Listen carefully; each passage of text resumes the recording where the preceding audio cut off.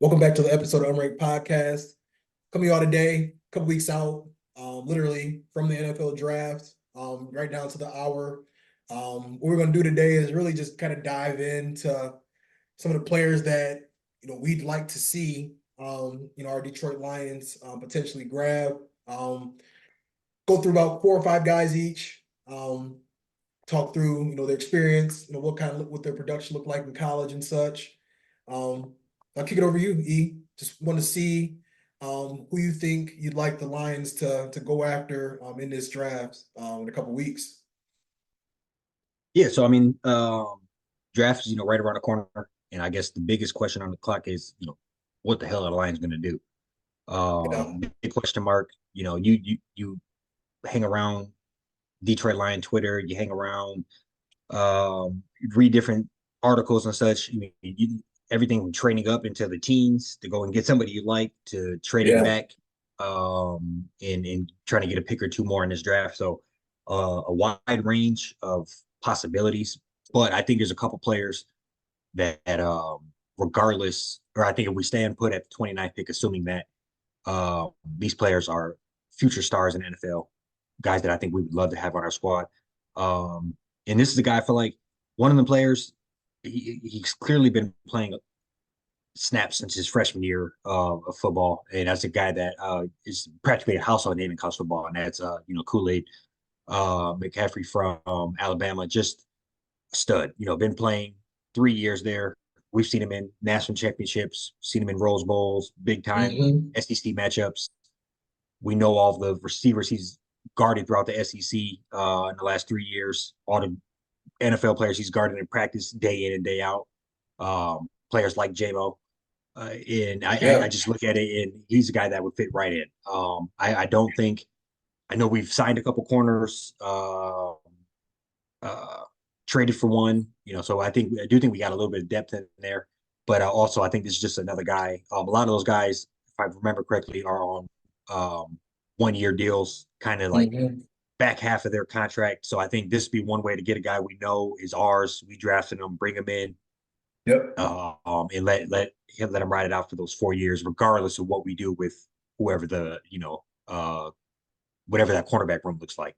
That's kind of the first guy I would just love to have. And he, truth be told, looking at some mock drafts, he might go a little earlier than 29, but also looking at some mock drafts, I've seen him into the late 30s.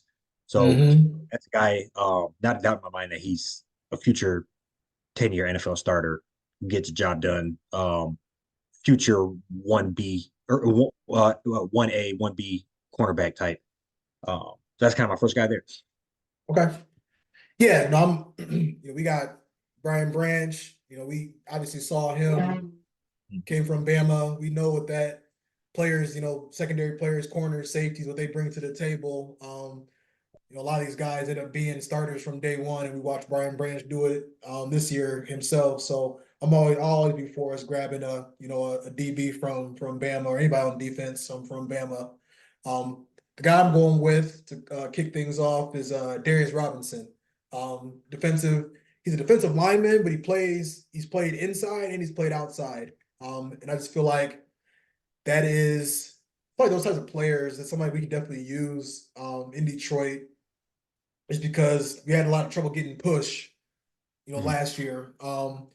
Getting pressure on the quarterback to help out the secondary that, out there guarding players for 6, 7, 8 seconds at a time. Also, what I also like about Darius Robinson, I'm from Michigan. Watch a couple interviews on him, watch a lot of his just like the combine stuff. Really, all I had to see was him kick Ohio State's ass for 3 hours back in December. That kind of confirmed a lot for me that I feel like that'd be definitely a strong fit for the Lions overall. So I mean the production is there. Last year he had, 8.5 sacks, forced fumble recovery, about 43 total tackles. He's played, 3 to 4 years as well. So he's got some good experience under his belt. And I think he could be like a legit like plug and play type guy. We addressed some of the D line stuff, but it was more like interior.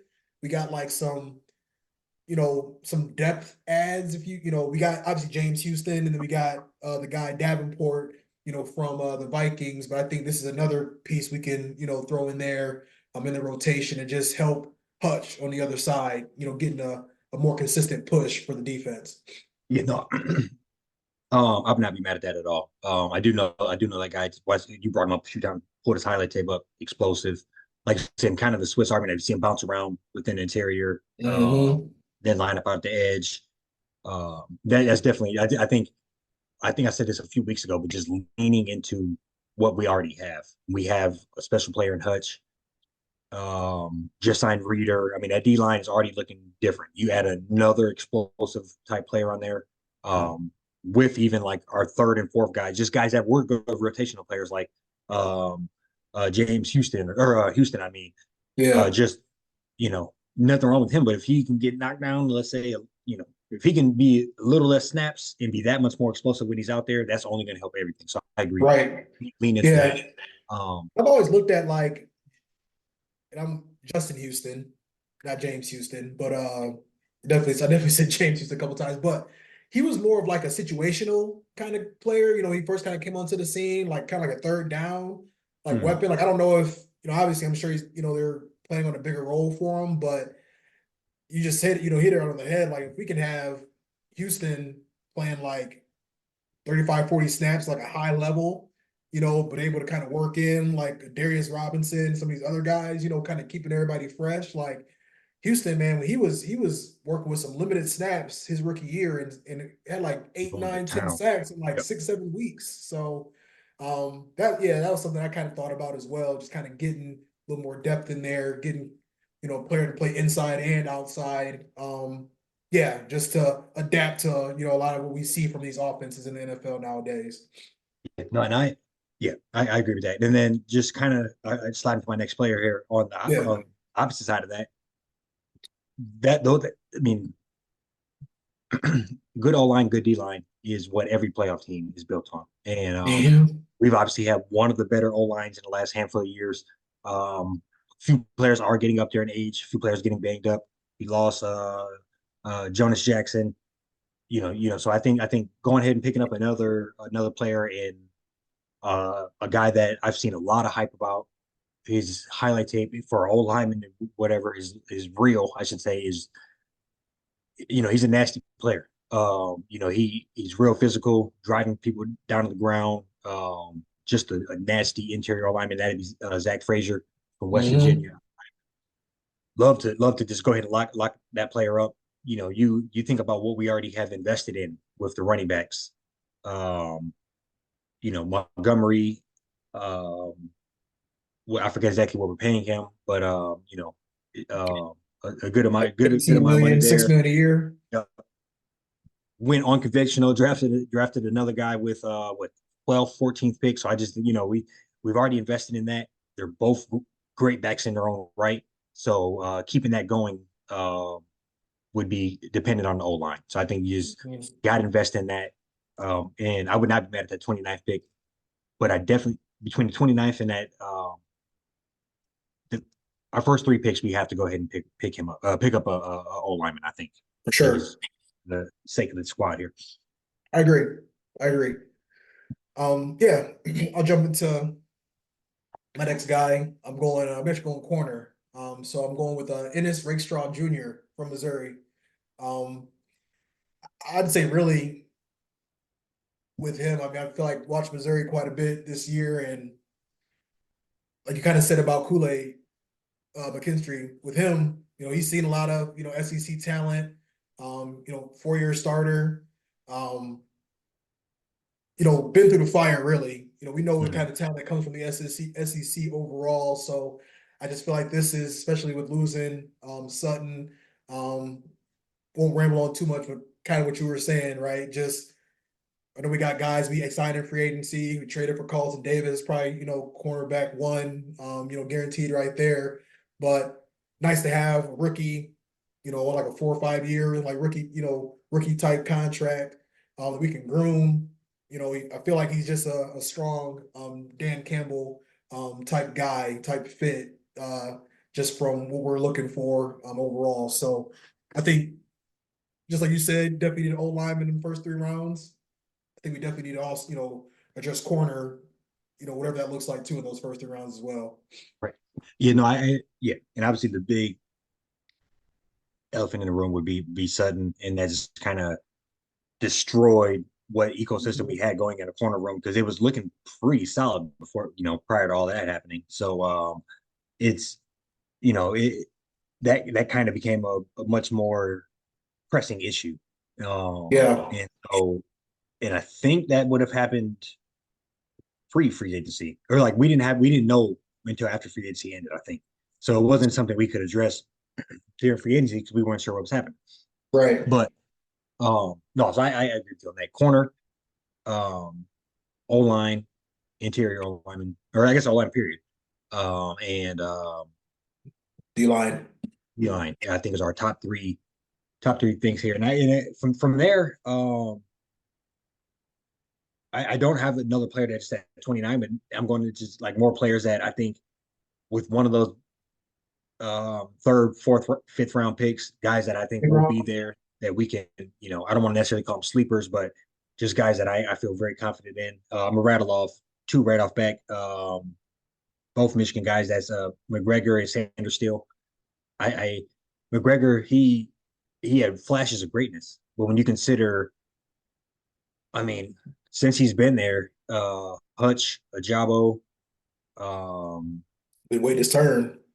Mike Morris. yeah, Mike Morris, Jenkins. I mean, he's had to fought against 4 first round pick defensive linemen.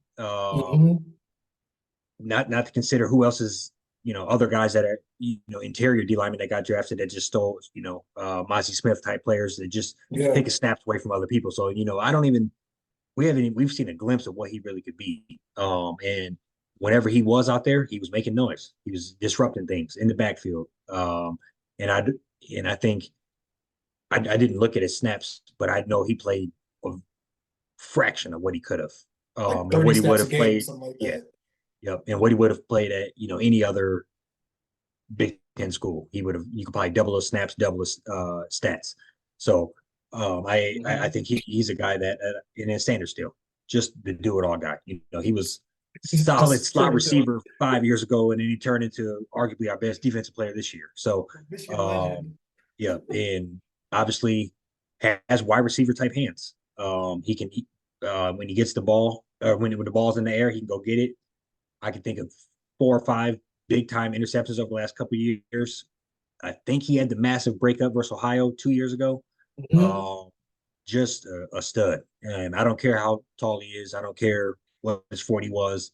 He's one of them guys that I think just a football player. You put him out on the field, he finds a way to get it done. And I know he's going to be steal for somebody. I just know he'll be in the NFL for doing some things for a while. Oh, for sure. No, and real quick, I cannot think of my man's name, and I didn't even write it down. Oh my god! And I feel bad for forgetting the guy that got hurt at the Ohio State game, O lineman. Zach Zinter. Zinter. And throw him in that mix too. That's my third Michigan guy. Give him a recovery year. He was a top 40 pick this year. Sure. So if he's sitting there anywhere, if he's on the board and we're sitting there with that third pick or that 60-some pick, I would not be mad at that at all because that was a A1 defense or A1 O lineman that it just All American. Yeah. Yep. I'm with you. Yeah, I feel like I've never seen a player more on time with big plays than Mike Sanders Steele. Yep. Like that Maryland game, we were kind of struggling we were just bored, just needed to get out of there. He had them timely interceptions, big hit in the Ohio game on their running back. I mean, knocking the ball out left and right in that Iowa game. Like he's just always like there right on time. Officially sealed the deal championship. His intercept, Ramos ran it in. Oh my god! If he would have got that in, that would have been all-time Michigan play. That would have been, that would have been right up there. Roof would have came off the roof would have came off my house. Roof would have came off there. But no, seriously, that would have been up there with that Desmond Howard Heisman post. But anyways, he's one of them guys that yeah, I agree with you. He just always in the right place at the right time and got a knack for the ball. Mm-hmm. Right there with you. Yeah. I'll my next guy, old lineman, butcher his name. It's Kingsley Sua Mateaya. Um, 6'5", 326, 5 flat 40, 31 on the bench. His draft comp is ironically Panay Sewell. He just from what I've seen, he's just a people mover. I think, anytime you got a guy that explosive at that size, I think this is a good opportunity to bring him in, groom him. Like we know we got, Decker contract coming up. Got to make a decision there in the next couple of years. Ragnow was sounding like he might have retired, last year. So I think this is just like the old line, like we're good for maybe like another year, but I think this would be a good piece to just Mhm. take and tuck away. Might have to play a little bit, depending on some injuries, here and there. But I think this is a guy that you could potentially even play inside as well if need be. And I think, like we already said it, like we're a team that's built in the trenches, and it's time to get another a piece in that room to kind of solidify the O line overall in case we injury bug bite us like it did last year. So I mean, and it's bound to happen. Um, so you should really lean into those guys that are versatile because you can get a guy mhm. that's you know a guard but can play some center or a guard that can hop over and play some tackle or whatever. I Yeah, think that's versatile. this guy he played started 12 games in 2022 as a right tackle. Then in 2023 he started 11 games at left tackle. Mm. And he was second team all Big 12 at left tackle after playing right tackle the year before. So that just tells me, he's used to, having to play on both sides. And like you said, you hit it right on the head, the versatility, that's something that's really important. Right. Yeah. No, I agree with you on that. Next guy here, I'm going. And you'll see a common theme with this, and it's players that I've watched play a lot. Obviously I'm finding some players and then watching some tape and reading them, but just another Big Ten guy, and I'm gonna butcher his first name, so I'm not even gonna attempt. But his last name is Isaac. Plays for Penn State. Defensive lineman. Just you go watch him play. Pretty explosive. We know who and what he's had to go up against over the Big Ten over the last handful of years. So it looks like in the last like 2.5, 3 seasons, he has 15 sacks, 27 tackles for loss, couple forced fumbles in there. So just a guy that I wouldn't be mad at all. You go ahead and take him. And I know you, I know yeah, who you're talking about now because yeah, he also one of the reasons why we just said forget it and ran that ball yes, yes, 30 something because it was him and Chop Robinson was I yep, mean they were making it hell. They were yes. screaming So off yeah, that case in point, edge. against a world class O line. Yeah. Um, And so that's one of those things where he jumped off the screen for in that game. A couple other times that I watched Penn State play, uh, Hmm. he was going to town. So um, yeah, that's some just very just not to keep saying what you're saying, but same deal. Just somebody we can tuck away. Somebody Yep. you know if you really hit on one of these and you got Hutch and somebody else, we'll make deep January runs a regular thing here. For sure. For sure. I'm with that one. Who I have next is another one of our Michigan guys, Jalen Harrell. I think this is another guy. He's right there with McGregor. Just sat back, waited his turn. Kind of came onto the scene in 2022, 3.5 sacks. 2023, I think that was like really coming out party for him. What I remember the most, pivotal play he had this past year was getting the pressure on McCord to force that interception. Um, and yeah, I mean, he was right in the thick of it with against Bama, just Yeah, coming off the edge, making stuff difficult for them on offense. This is also another guy. He did in 6.5 sacks. That's a very mad impressive for maybe 30 to 35, like 40 snaps a game, give or take. right. And I'm probably being generous with like more on the 40 side, but like Michigan had a pretty hefty rotation going, and we got some guys. I think we've said this before. Guys like him, McGregor, Johnson, Wilson, like their stats, they look a little limited, just kind of based on the system they played in. But like, wouldn't be surprised if like we looked up week 10 and Harrell or McGregor had like 7.5 sacks just because they finally got a bite at the app, bite at the apple to Right. really be able to like play, you know, play like more meaningful snaps. So I think I would not be mad at us getting him fifth, sixth round. I'm sure he'll be there. So yeah, Yeah, no, Jalen Harrell. I would not be mad at that. One of those fifth, sixth rounds. I mean, that's one of the things. It's no harm, no foul. We don't Right. we don't expect these guys to be the day one starters, pencil them in. So you Mhm. get some guys that can, you know, more or less make the team and then come in and just and play some situational football. But I agree with you. Any of those Michigan guys so loaded Yeah. that you don't even know what we have really. Um, Right. no, I agree. Just another guy. This would be one of the guys that I found just kind of doing some draft, looking around, hunting around, just names that are buzzing. His name is Cameron Hart, Notre Dame cornerback. Uh, I'm not sure if you're familiar with him or not, but a big ass corner, really. He's 6'3", 205. Um, Okay. Yeah. but physical, ball hawk, or not ball hawk, but had a few handful of interceptions, sound tackler, comes up Okay. in later wood. Looks like he bounced around a little bit of a Swiss Army knife, looks like. But they did have a lot of that corner. Just a guy that stood out to me. Looks like he'll be there, in the later second day guy. So one of them guys just kind Okay. of keep see what they say. Yeah, I'm pulling this stuff up right now. I just want to see the numbers real quick.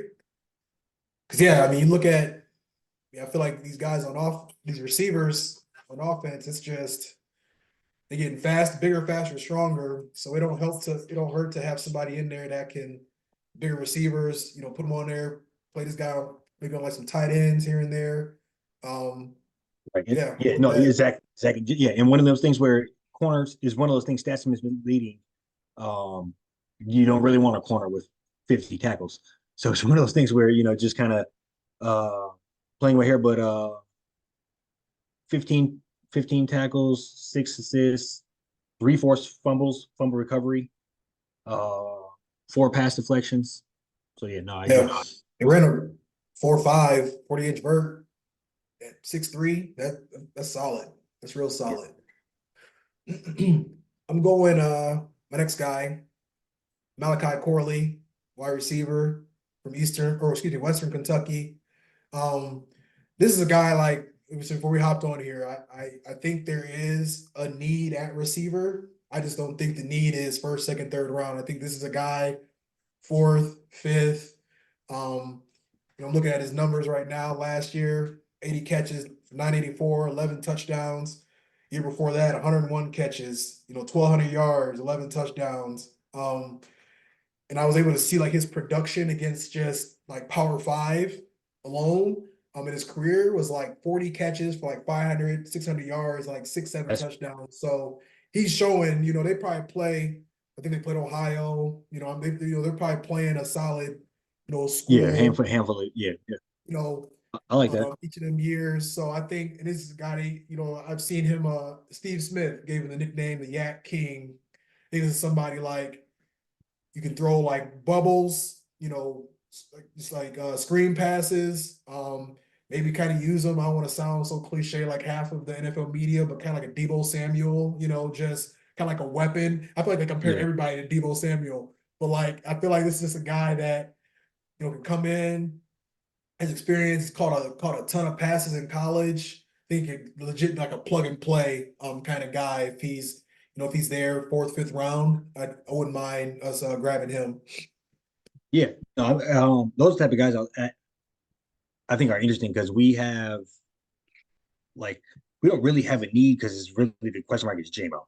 Like Mhm. if JMO can come out and give us 700, 800 yards, blow the top off 4 or 5 times this year, I think Mhm. one of those I don't know how much of a need it is, but if he's going to be very spotty, it becomes a major issue quickly. So Right. it's one of those things I do think we need to go out The and depth invest in piece. one. Yeah, yeah. Just pick up a guy or two. I think maybe Donovan People Jones can kind of do that. He had a breakout year probably two Two or years 3 years ago, ago. Yeah, when he had like 800 yards. the boy So I think, Baker, yeah. right? Hey, Baker. Hey, Baker turned it around a little bit. I gotta ease off of it, but no, I I don't know, man. It's tough because I agree. No earlier than like fourth round, Yeah. and that'd be assuming we went down the board on Hmm. just I'm with you. hit with good players, and then we can go ahead and do That's that. how I But look at it. Like yeah, hit the needs, and then Brad, like after like the fourth, like I don't care, honestly. You know what I'm saying? Like I just think there's like some just holes that we just gotta plug, like just address. And there's a lot of like high end talent, DN, cornerback, and O line at the top of the draft that find a way to get a couple of these guys. I think will make all the difference for this season for us. yeah. No, I agree. I wrote down a couple of guys that I wouldn't mind them taking earlier than this would be early. This would be early. I don't know because I do think we might just do it, but just Keon Coleman, another guy I've watched play a lot of snaps.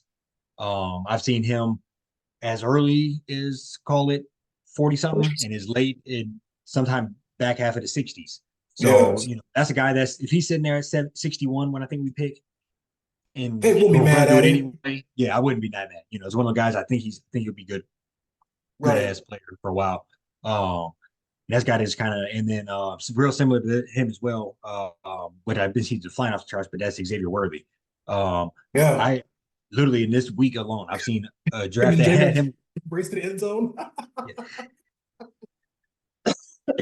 that's, I seen a All draft mock birds. draft that had him going like 19 or some shit. Then I seen another mock draft that had him in 60 something. That's So wild. um that's one of those players that I mean he's a different man. And I but that's if we're gonna do it anyway. But I just hope we don't. Yeah. No, I'm with you there. Thing is, I'm looking at the wide receiver list now. I mean, it's about 20 guys that I think I'd be cool with us getting. But I do feel like a lot of these guys are going to be, back half. Like I think we can find a steal. Brad already found a steal at receiver in the back of the back half of the draft. So it's just a matter of, yeah, just not Yeah. reaching, just Um getting what's necessary on one first. mock draft I seen steals. I seen Christian McCaffrey's little brother. Oh yeah, I I I seen see the name. um Was he the one that was at Michigan and like changed receiver, or is this a I think this is another one. I could be wrong about that. okay? Man, they still We yeah. had what's his name? We had Dylan McCaffrey. We had Dylan. I thought Yeah. yeah, you're right. Yeah, Dylan was the one that ended up transferring. Oh no, because I remember we looked up Dylan and he remember He's like he Northern went like 3 and Colorado. 24 or some shit for the rest of his. Yeah, yeah. Yeah, he was like Northern Colorado, like his dad coached there or something. Yeah. Yep. Okay.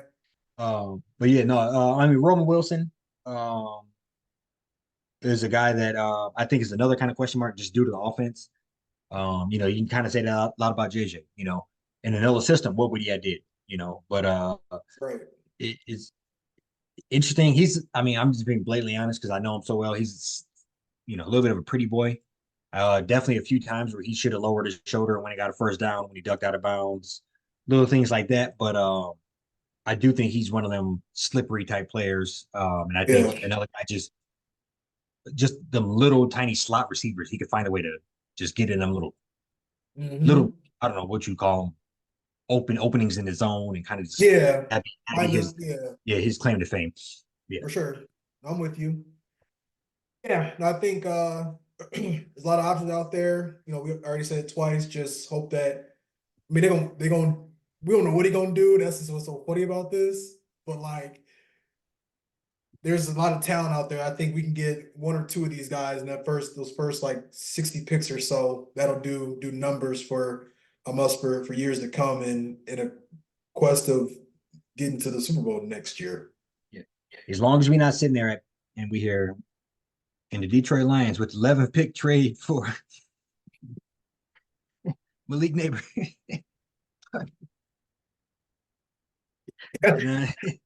As long as that don't happen, we can say we still trust him. But no, So I'm with you.